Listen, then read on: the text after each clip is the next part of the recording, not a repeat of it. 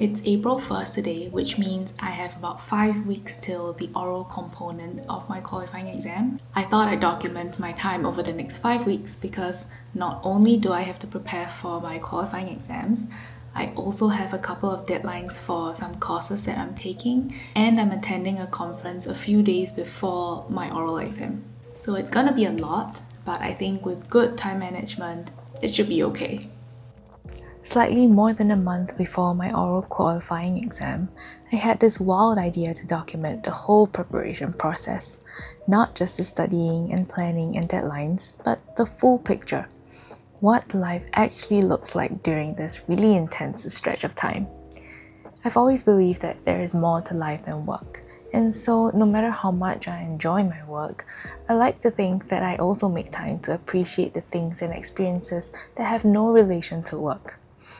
My oral presentation comes right at the end of the spring semester, which also happens to be when every course deadline collides with ongoing research responsibilities.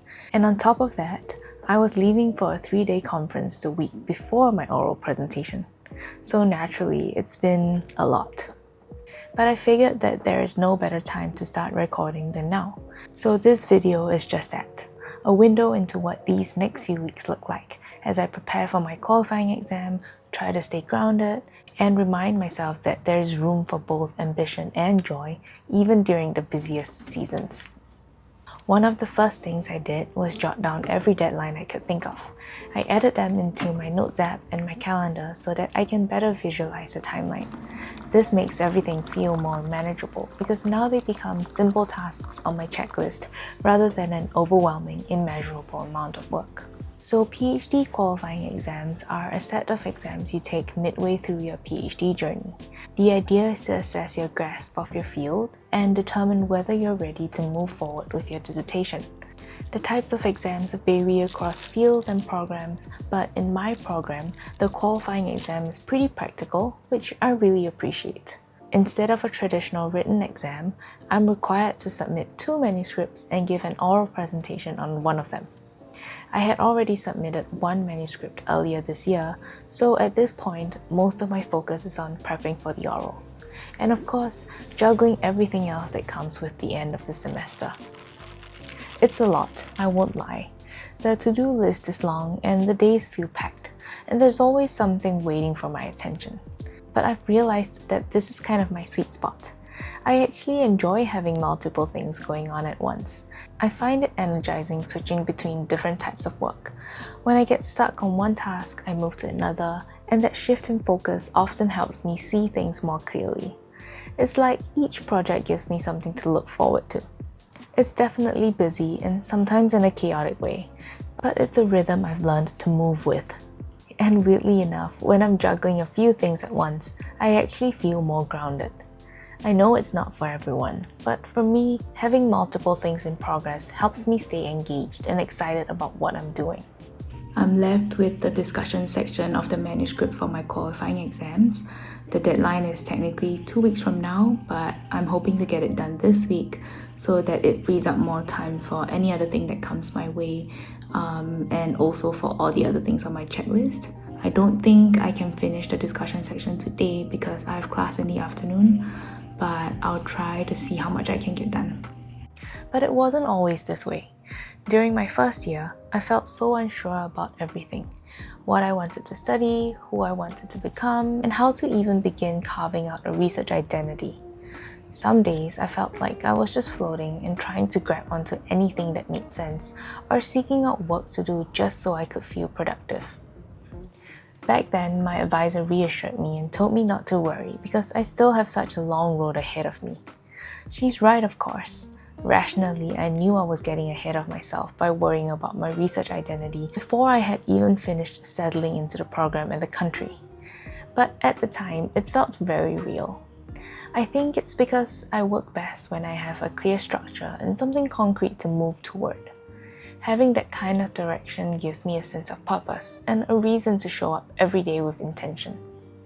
And so the uncertainty of not knowing what kind of work I want to commit to or where my research is headed scared me. And it still does sometimes. There's a strange vulnerability in realizing that research is all I know and probably all I can do at this point in my career, and yet I have no clue what I'm doing. I'm learning that this is part of the progress, and the path doesn't have to be clear from the beginning. I'm at the end of my second year now, and looking back, I can say that things do get less uncertain with time if you keep trying and working on it.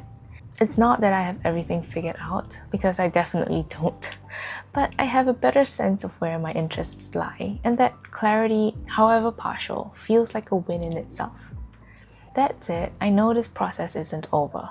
I'll have to keep refining, keep asking, and keep doing the work. And I think that's okay. Research is about being committed to the questions, and to the slow and often messy process of figuring it out along the way. I truly love being part of the research community. It's inspiring to be surrounded by people who are so curious and driven. I love the conversations that spark from a simple question and the excitement that comes with learning from someone else's sharing. There's something really special about being in a space where people are genuinely excited about knowledge and discovery. But at the same time, I really appreciate having close friends outside of academia. In fact, all my closest friends and even my husband are not in academia at all, and I would do anything for them. It's deeply comforting to spend time with people who aren't in the same bubble and who remind me that there's a whole world beyond research questions.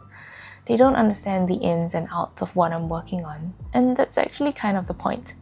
With them, I get to talk about other parts of life, about food, family, books, random thoughts, and just be a whole person, not just a grad student.